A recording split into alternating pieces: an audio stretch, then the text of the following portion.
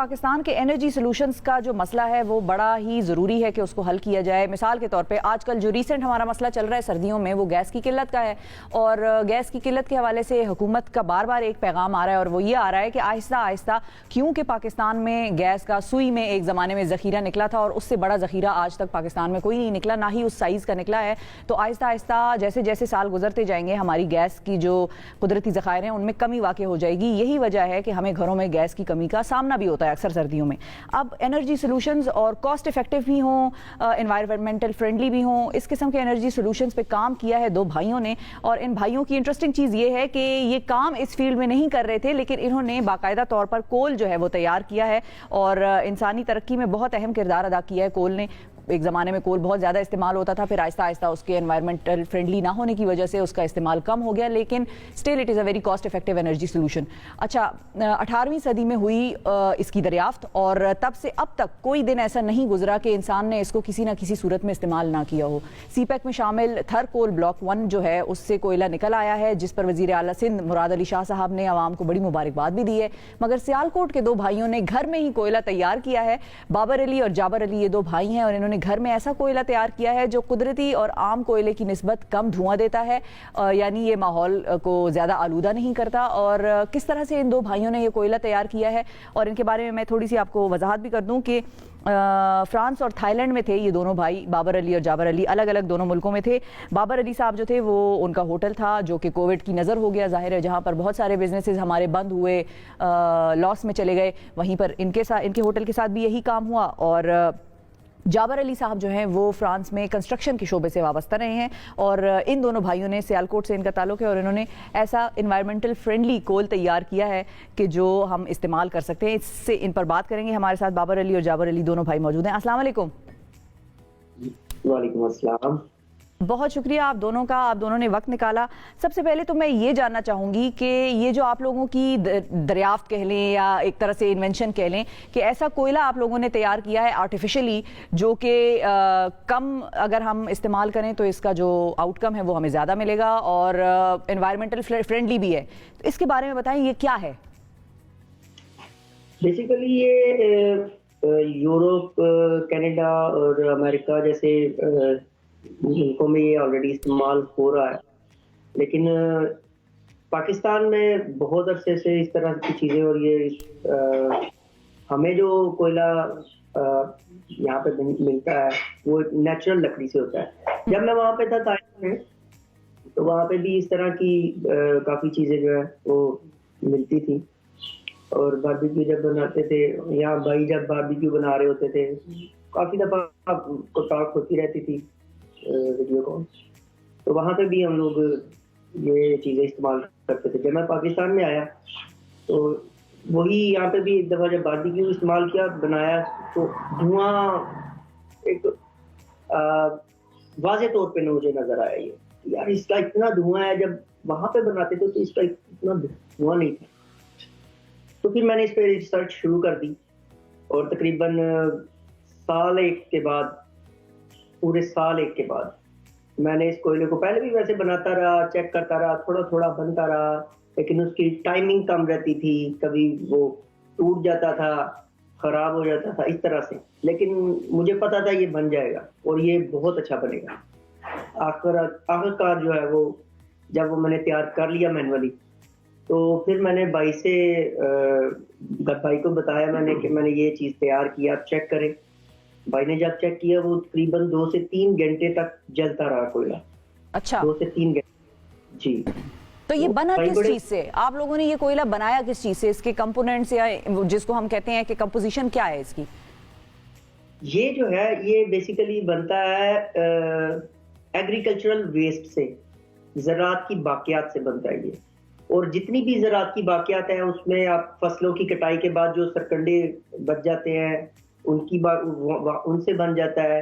ये मूंगफली के छिलके से बन जाता है, बादाम के छिलके से, वॉलनट के छिलके से, साहस जो है लकड़ी के बूरे से बन जाता है। इसके अलावा मीन्स ये कि प्लास्टिक के अलावा जलने वाली कोई भी चीज़ है उससे ये कोयला तैयार हो सकता है। अच्छा, और तैयार किस तरह से करते हैं इसको? सबसे पहले इसका जो फर्स्ट मरहला है उसका, उसमें आ जाता है हमारी हम इसको जो रॉ मटेरियल है उसको प्रोसेस करते हैं और उसको ब्लैक शेप में लेके आते हैं।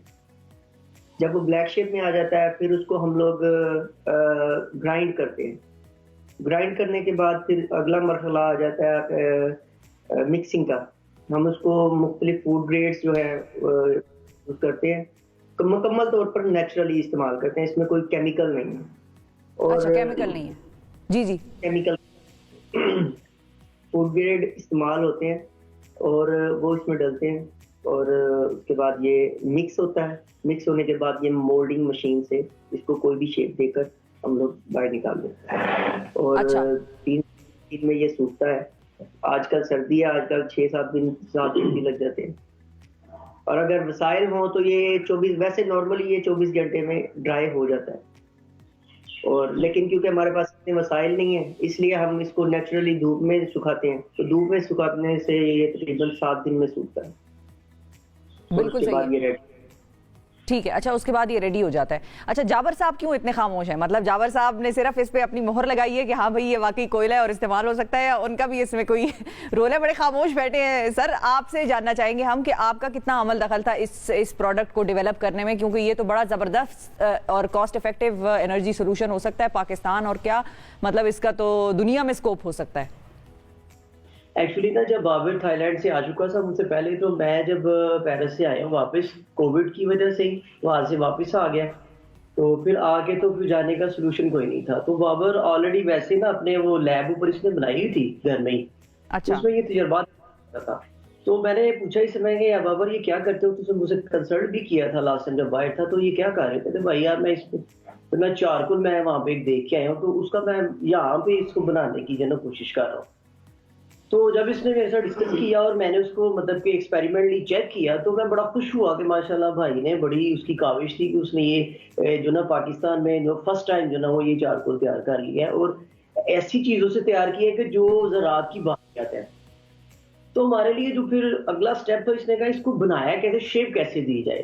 तो सबसे पहले हमारे लिए ये था कि इसको बनाना कैसे है। तो फिर मैंने जो ना एक तरफ जो यूरोप की और थाईलैंड, अमेरिका, कनाडा एक तरफ तरक्याती याफ्ता जो मुल्क ममालिक हैं, तो उनके पास एक बहुत जदीद किस्म की मशीनें थी जिससे ये कोयला तैयार होता था। लेकिन एक तरफ हमारे पास उतने वसाइल नहीं थे जो हम उसको अवेल कर सकते। तो फिर हमने कुछ ऐसी मशीनें जो मुख्तलिफ काम करने वाली वो हमने अवेल की, और उनसे एक ऐसी मशीन तैयार की जिससे हमने इसको शेप में ले आए हम इसको।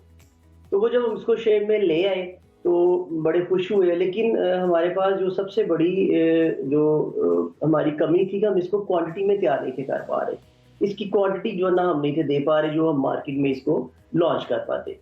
तो हमारी वज़ीर-ए-आज़म पाकिस्तान से यही रिक्वेस्ट है और कि वो हमारी इसमें हेल्प करे, ताकि हम इसकी जो ना वो फिर लॉन्चिंग में कम से कम जो ना वो 10 मिलियन हमें चाहिए कि जो हम यहाँ पे वो मशीन को लॉन्च कर सके जो इसकी क्वांटिटी को तैयार कर सके।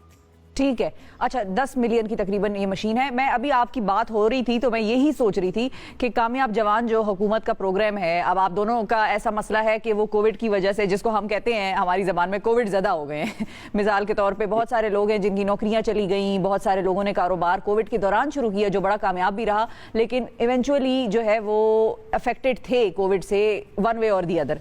आपके भाई का भी रेस्टोरेंट जो है वो भी बंद हुआ क्योंकि वो कोविड उसको एक तरह से इफेक्ट किया। आपकी अपनी भी यही मसला हुआ कि आप पेरिस वापस नहीं गए। तो क्या आप लोगों ने ये सोचा है कि कामयाब जवान में लोन के लिए अप्लाई करें, क्योंकि बड़ी आराम से लोन मिल जाता है? हमने मुतादिद प्रोग्राम्स किए हैं लोगों के साथ, बेनिफिशरीज के साथ। जी बिल्कुल, इस हवाले से भी मैं बात करना चाहूँगा। मैंने फरवरी 21 में लोन अप्लाई किया था। अच्छा। और लेकिन मेरा लोन वजह से रिजेक्ट हो गया। किस वजह से? जी ये वैसे वजह मुझे उन्होंने बताई भी नहीं।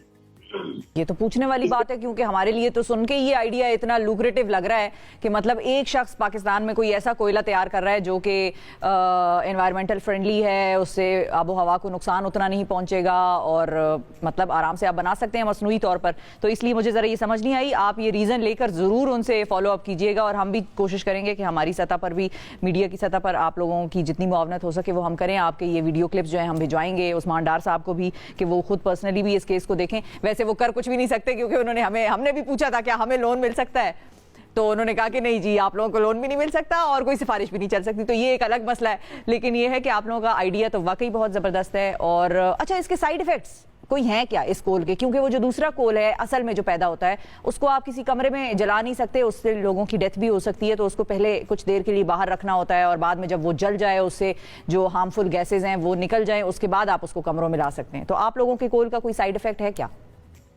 इसमें ये है कि जब इसको हम लोग जलाते हैं, देखिए आफ्टर ऑल ये है तो कोल, तो लेकिन ये है कि इसका ये बना बिल्कुल नेचुरली तरीके से है और इसमें कोई केमिकल भी नहीं है, तो इसलिए इसके भी ऑलमोस्ट उतने इफेक्ट नहीं है। लेकिन ये क्योंकि धुआं भी इससे कम देता है और इससे लॉन्ग लास्टिंग भी है, लेकिन रखना इसको भी बाहर पड़ेगा।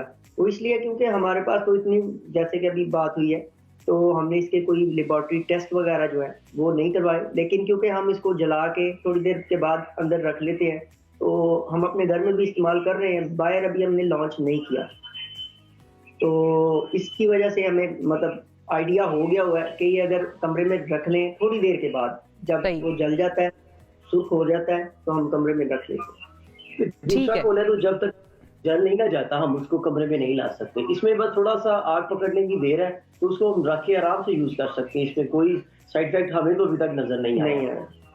बिल्कुल ठीक है। बाबर अली और जाबर अली, दो भाई सियालकोट से, जिन्होंने कि मसनूई कोयला तैयार किया है, बहुत शुक्रिया अदा करेंगे आप लोग।